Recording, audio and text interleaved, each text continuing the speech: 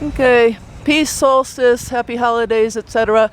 Originally, I'll do this in English, but originally Santa Claus was a shaman, sat beneath a pine tree like this in the snow, and the indigenous community was sitting around a fire in the snow, and they're very cold, and it's the longest day of the night.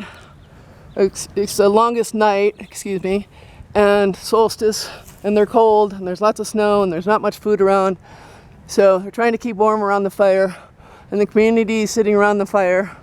And the shaman goes out with his satchel and looks for food for everybody, and basically says, I'll be right back, I'll go try and find food.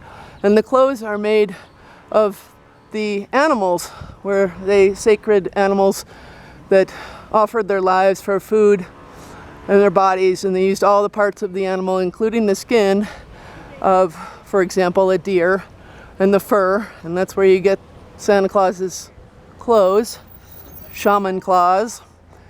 And Shaman Claus would go out and search for food for the community, and had a satchel, and would sit down under a tree, much like this one, a pine tree, and would sit there, and then noticed while he was sitting there resting that there were reindeer, similar to Rudolph, that one.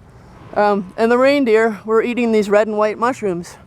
And Shaman Claus, obviously not in English or Latin, any languages, indigenous ways, pondered, I wonder why those reindeer are eating those red and white mushrooms and flying. They look like they're flying.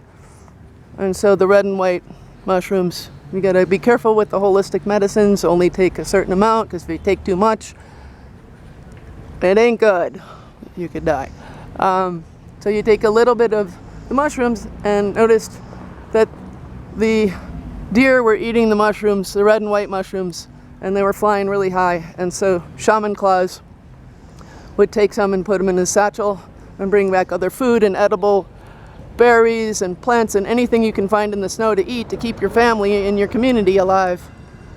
And of course, solstice time, the longest day of the year, it's pretty cold in the snow, and you're afraid because you're going to die. Like literally, if you can't find food, you can melt the snow and make water, of course. But so the shaman would bring a satchel back and share a little bit of the natural, holistic, organic, indigenous, ancient wisdom's medicines, and go on a spiritual journey, a spiritual ecology journey throughout the universe, and come back into the bodies and share the wisdom of the universe and the enlightenment of the universe. And that is the story of Shaman Claus, and why you have flying reindeer and all that.